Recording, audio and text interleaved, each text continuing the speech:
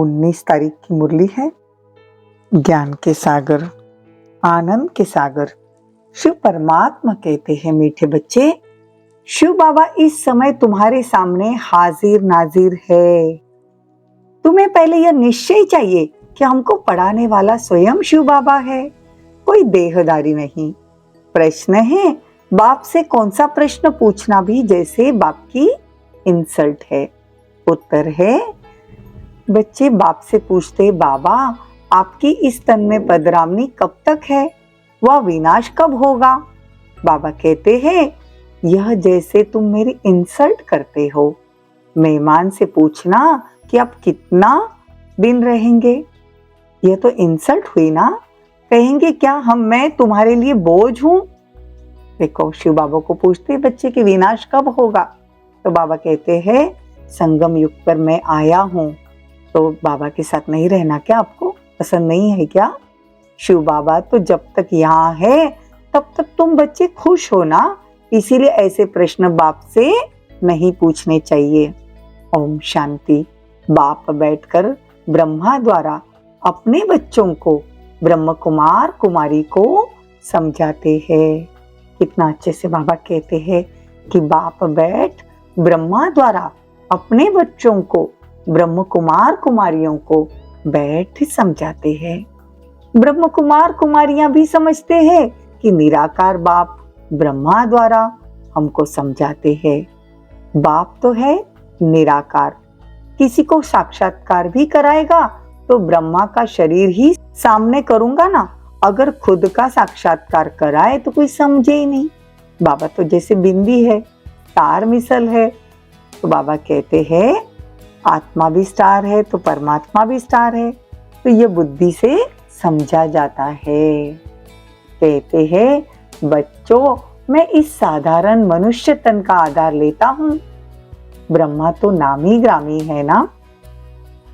बच्चों को तो यह निश्चय होना चाहिए कि इस समय बाबा हाजिर नाजिर है।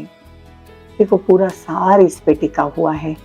हम इतना ज्ञान सुनते हैं, लेकिन अगर हमको यही निश्चय नहीं कि भगवान इस धरा पर आ चुका है, वो हमारे सामने हाजिर नाजिर है, तो ही बाबा से हम प्यार कर सकेंगे, बाबा से संबंध जोड़ सकेंगे, भगवान के साथ रह सकेंगे।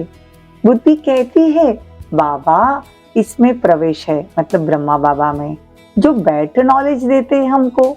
उस समय परमपिता परमात्मा के सिवाय स्वर्ग व वर्षा मिल न सके। जब तक बाबा आए और आकर हमको स्वर्ग का वर्षा न दे तो हमको स्वर्ग का वर्षा नहीं मिल सकता। बाप कहते हैं, तुम बच्चे जानते हो भक्ति मार्ग में जो भी त्योहार आदि मनाए जाते हैं वो सब इस समय की यादगार है। देखो, शिव जयंती है, ये भी त्योहार है ना। शिव जयंती मनाते हैं। राखी का त्योहार भी इस समय का यादगार है। होली भी इस समय हमने बाबा के साथ होली मनाई है, बाबा के संग का रंग लगाया है। बाबा के साथ रहकर हमने अपने विकारों को भस्म किया है। त्रिमूर्ति शिव परमपिता परमात्मा ब्रह्मा द्वारा स्थापना करते हैं। उनको यह पता ही नहीं दुनिया वालों को कि ब्राह्मण सो देवता बनते हैं। हम ब्रह्मा की औलाद, तुम ब्राह्मण हो ना। ब्रह्मा की औलाद हम ब्राह्मण है।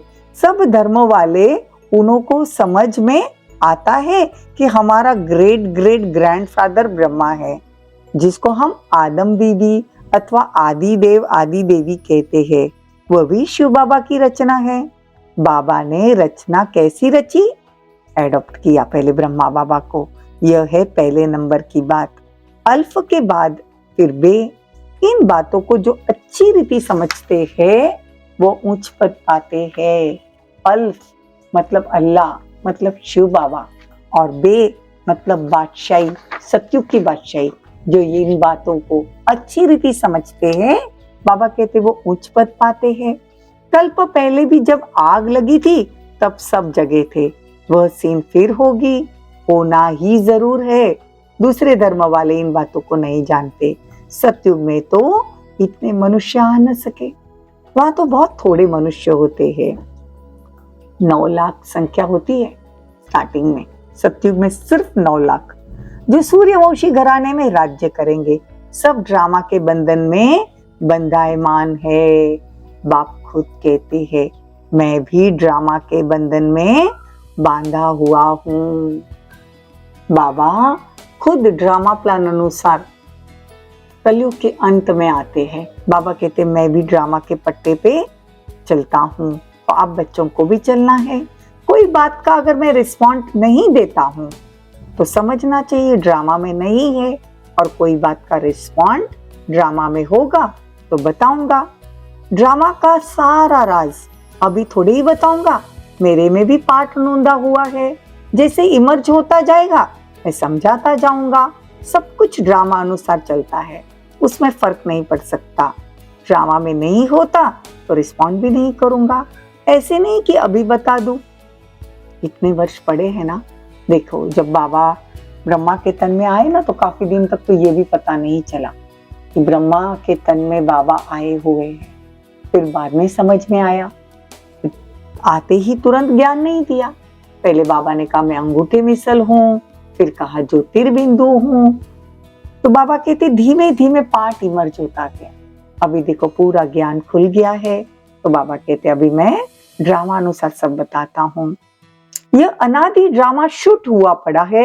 यह है ही झूठी दुनिया। ईश्वर के लिए भी झूठी बोलते हैं। ईश्वर तो ऊंचते ऊंच है। हम उनसे मिलना चाहते हैं तो जरूर उनसे कुछ मिलता होगा ना। हम उनसे मिलते भी है बाबा से तो हमको कुछ ना कुछ प्राप्ति तो जरूर है। बाबा कहते हैं श्री कृष्ण को मुरली दी और सरस्वती को सितार दी। सरस्वती को गॉडेज ऑफ नॉलेज कहा जाता है। गॉडेज ऑफ नॉलेज ब्रह्मा के बदले श्री कृष्ण को कह दिया। कितना मूंझ गए हैं।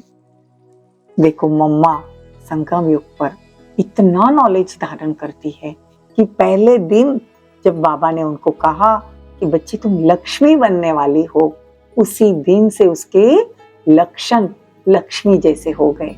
और बाबा हमको कितने सालों से कहते हैं कि बच्चे तुम देवता बनने वाले हो, और तुम देवता थे तो भी हमारे लक्षण मैच नहीं करते।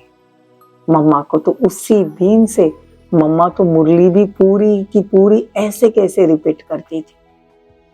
तो देखो जितना हम धारण करेंगे वैसे हम बनेंगे। श्री कृष्ण को मुरली दी है कि वास्तव में ब्रह्मा बाबा के मुख से शिव बाबा मुरली सुनाते थे। तो बाबा कहते ये सब समझ की बातें हैं। राधे कृष्ण ही लक्ष्मी नारायण बनते ये भी किसी को पता नहीं। ये सब परमात्मा आकर समझाते हैं। तुम बच्चों की बुद्धि में सारा चक्र का ज्ञान आ गया है। तुम हो स्वदर्शन चक्रधारी ब्राह्मण। यह है सर्वोत्तम ब्राह्मण कुल। तुम सेवाधारी हो ना। भारत को योग बल से स्वर्ग बनाते हो। तुम्हारे लिए स्वर्ग जरूर चाहिए। पुरानी दुनिया को खत्म करना पड़े। श्रीमत पर अपनी राजधानी स्थापन कर रहे हो। यादवों की राजाई खत्म होगी। पांडवों की राजाई स्थापन हो रही है। नई दुनिया के लिए पुराने बंबुर को आग लगनी है। बाकी हम बाबा को यह नहीं पूछ सकते कि बाबा आपको कितना समय है विनाश के लिए, आप कितना समय रहोगे। नहीं, मेहमान से हम पूछ नहीं सकते कि आप कितना दिन रहोगे। कहेंगे मैं शायद तुम पर बोझ हूँ। शिव बाबा भी कहते हैं मैं यहाँ हूँ तो तुम खुश रहते हो ना, फिर पूछते क्यों हो कि कब तक पधरामनी है। ये पूछना भी जैसे इंसल्ट है। इसमें भी लज्जा आनी चाहिए। ये पूछना तो ऐसे हुआ कि बाबा आप जल्दी जाए तो अच्छा। इसीलिए ऐसे ऐसे सवालात बाबा से बच्चे पूछते हैं। बाप तो कोई हो न सके, बच्चे ही बाप को जान सकते हैं ना। तो बाप कहते मुझे आना ही है पराए देश, पुराने शरीर में। श्री कृष्ण तो रावण के देश में आ न सके। अब तुम जानते हो श्री कृष्ण की आत्मा पुनर्जन्म लेते लेते अब इस समय यहाँ है। ये अंतिम शरीर ब्रह्मा का जो है ना, और यही नंबर 1 पावर शरीर बनेगा। ये सब बातें अब तुम्हारी बुद्धि में है। रावण का चित्र बनाते हैं परंतु समझते नहीं कि रावण की प्रवेशता कब और कैसे हुई। हम बच्चे जानते हैं द्वापर युग से रावण की प्रवेशता हुई। रावण कोई अलग चीज नहीं है। हम आत्माओं में जो असुरी संस्कार, ये 5 रावण हमारे हर एक आत्मा में है, हमारे मतलब हर एक आत्मा में ये 5 विकार है। तो ये प्रवेशता द्वापर से हुई है। और देखो रावण का चित्र बनाकर जलाते आते हैं। मर जाए तो फिर जलाना बंद कर देना चाहिए, मरता ही नहीं, हर वर्ष जलाते हैं, क्योंकि हमारे अंदर ही यह अवगुण है। सब धर्म खत्म हो जाएंगे, आसार भी तो दिख रहे हैं ना। तो बाबा आए ही है पुरानी दुनिया को नया बनाने। देखो ऐसे एरोप्लेन भी अभी निकले हैं जो 3-4 घंटे में लंदन पहुंचा देते हैं। आजकल एरोप्लेन में भी हाथी, बंदर, मेंढक सबको लेके जाते हैं। देखो ये सुख भी देता है तो दुख भी देता है। लेकिन वहां के विमान जो घूमते हैं, अभी तुम ऊंची तकदीर बनाने के लिए आए हो ना, वहां जो पुष्पक विमान रहेंगे उसमें हम संकल्पों से वो विमानों को चलाएंगे। वो कभी दुख नहीं देंगे, कभी उसका एक्सीडेंट नहीं होगा। बाबा कहते तुम सो देवी देवता बन रहे हो, स्वर्ग का नाम गाते हैं परंतु जानते कुछ भी नहीं स्वर्ग कब था। कहते स्वर्ग पधारा तो जरूर नर्क में होगा। अब बाबा कहते ये सब तुम समझा सकते हो, अब तुम्हारे में ताकत है, तुम कह सकते हो तुम पतित पावन को बुलाते हो तो जरूर पतित हो। बाप कहते अब झाड़ को जर्जरीभूत अवस्था को पाना है। महाभारत लड़ाई तो मशहूर है ना, तुम जानते हो हम आए हैं राजाई लेने। अब स्थापना के निमित्त हम बने हैं, आगे चल सन्यासी महात्माएं भी तुम्हारी बात मानेंगे। यह सब ड्रामा में नूंद है। देखो अभी मधुबन में कितने सम्मेलन होते हैं, हरिद्वार के बड़े बड़े महात्माएं, सन्यासी, साधु सब आते हैं और सब नमन कर कर जाते हैं। ये वो समय है। अच्छा, मीठे मीठे सिकिलदे बच्चों प्रति माता पिता बाप दादा का याद प्यार और गुड मॉर्निंग।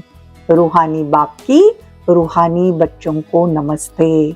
हम रूहानी बच्चों की रूहानी माता पिता बाप दादा को याद प्यार, गुड मॉर्निंग, नमस्ते, थैंक यू, बहुत बहुत शुक्रिया।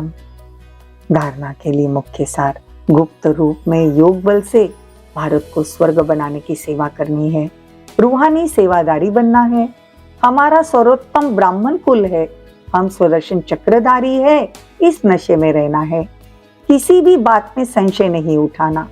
वरदान, परमात्मा चिंतन के आधार पर सदा बेफिक्र रहने वाले, निश्चय बुद्धि निश्चिंत भव। कितना सुंदर वरदान है। परमात्मा चिंतन के आधार पर सदा बेफिक्र रहने वाले, निश्चय बुद्धि निश्चिंत भव।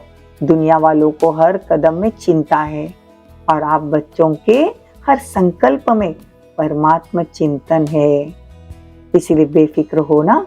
करण करावन हार करा रहा है, आप निमित्त बन करने वाले हो। सर्व के सहयोग की उंगली है, इसलिए हर कार्य सहज और सफल हो रहा है। सब ठीक चल रहा है और चलना ही है। कराने वाला करा रहा है, हमें सिर्फ निमित्त बन तन मन धन सफल करना है। बहुत सुंदर वरदान है। अगर इस वरदान को धारण कर लो और इस हिसाब से अगर हम आत्माएं चले तो जीवन में कभी दुख ना हो। यही है बेफिक्र निश्चिंत स्थिति। स्लोगन है, सदा संतुष्टता का अनुभव करना है, सबकी दुआएं लेते रहो। अगर मन असंतुष्ट रहता है तो दुआओं की कमी है। मन अगर खुश नहीं रहता है तो दुआएं जमा करो। तो बाबा कहते हैं दुआएं जमा करेंगे तो संतुष्ट रहेंगे, खुश रहेंगे। ओम शांति, ओम शांति।